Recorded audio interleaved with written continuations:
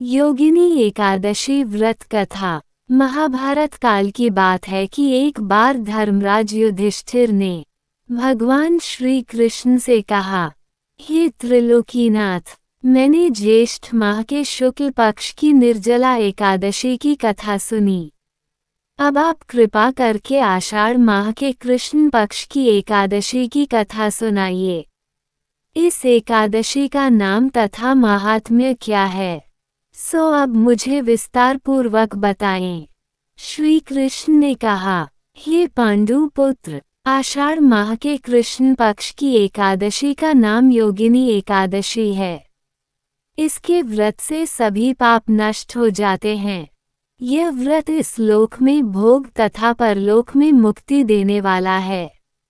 हे धर्मराज, यह एकादशी तीनों लोकों में प्रसिद्ध है। इसके व्रत से सभी पाप नष्ट हो जाते हैं। तुम्हें मैं पुराण में कही हुई कथा सुनाता हूँ, ध्यानपूर्वक श्रवण करो।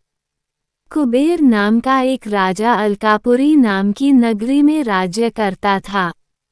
वह शिव भक्त था। उनका हेममाली नामक एक यक्ष सेवक था, जो पूजा के लिए फूल लाया करता था।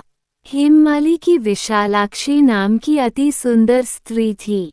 एक दिन वह मानसरोवर से पुष्प लेकर आया, किंतु कामासक्त होने के कारण पुष्पों को रखकर अपनी स्त्री के साथ रमण करने लगा। इस भोग विलास में दोपहर हो गई। हेममाली की राह देखते देखते जब राजा कुबेर को दोपहर हो गई, तो उसने क्रोधपूर्वक अपने सेवकों को आज्ञा दी कि तुम लोग जाकर पता लगाओ कि हेममाली अभी तक पुष्प लेकर क्यों नहीं आया। जब सेवकों ने उसका पता लगा लिया तो राजा के पास जाकर बताया, हे राजन, वह हेममाली अपनी स्त्री के साथ रमण कर रहा है। इस बात को सुन राजा कुबेर ने हेममाली को बुलाने की आज्ञा दी। डर से कांपता हुआ हेममाली राजा के सामने उपस्थित हुआ।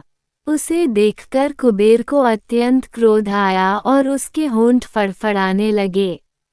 राजा ने कहा, अरे अधम, तूने मेरे परम पूजनीय देवों के भी देव भगवान शिवजी का अपमान किया है। मैं तुझे श्राप देता हूँ कि तू स्त्री के वियोग में तड़पे और मृत्युलोक में जाकर कोढ़ी का जीव व्यतीत करे। कुबेर के श्राप से वह तत्क्षण स्वर्ग से पृथ्वी पर आ गिरा और कोढ़ी हो गया। उसकी स्त्री भी उससे बिछड़ गई। मृत्युलोक में आकर उसने अनेक भयंकर कष्ट भोगे, किंतु शिव की कृपा से उसकी बुद्धि मलिन न हुई और उसे पूर्व जन्म की भी सुध रही। अनेक कष्टों को भोगता हुआ तथा अपने पूर्व जन्म के कुकर्मों को याद करता हुआ वह हिमालय पर्वत की तरफ चल पड़ा।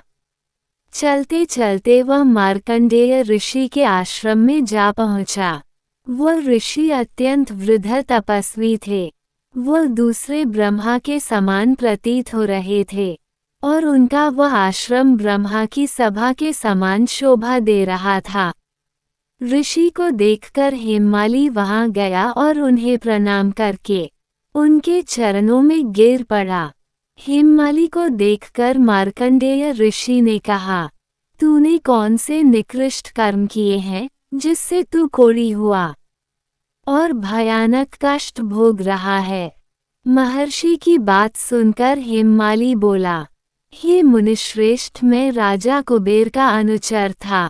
मेरा नाम हेममाली है। मैं प्रतिदिन मानसरोवर से फूल लाकर शिव पूजा के समय कुबेर को दिया करता था। एक दिन पत्नी सहवास के सुख में फंस जाने के कारण मुझे समय का ज्ञान ही नहीं रहा और दोपहर तक पुष्प न पहुंचा सका। तब उन्होंने मुझे श्राप दिया कि तू अपनी स्त्री का वियोग और मृत्युलोक में जाकर कोढ़ी बनकर दुख भोग। इस कारण मैं कोढ़ी हो गया हूँ तथा पृथ्वी पर आकर भयंकर कष्ट भोग रहा हूँ। अतः कृपा करके आप कोई ऐसा उपाय बतलाए जिससे मेरी मुक्ति हो। मार्कंडेय ऋषि ने कहा, हे हेममाली, तूने मेरे सम्मुख सत्य वचन कहे हैं, इसलिए मैं तेरे उद्धार के लिए एक व्रत बताता हूँ। यदि तू आषाढ़ माह के कृष्ण पक्ष की योगिनी नामक एकादशी का विधानपूर्वक व्रत करेगा तो तेरे सभी पाप नष्ट हो जाएंगे। महर्षि के वचन सुन हेममाली अति प्रसन्न हुआ और उनके वचनों के अनुसार योगिनी एकादशी का विधानपूर्वक व्रत करने लगा। इस व्रत के प्रभाव से अपने पुराने स्वरूप में आ गया और अपनी स्त्री के साथ सुखपूर्वक रहने लगा। भगवान श्री कृष्ण ने कहा, हे राजन, इस योगिनी एकादशी की कथा का फल 88,000 ब्राह्मणों को भोजन कराने के बराबर है। इसके व्रत से सभी पाप नष्ट हो जाते हैं और अंत में मोक्ष प्राप्त करके प्राणी स्वर्ग का अधिकारी बनता है।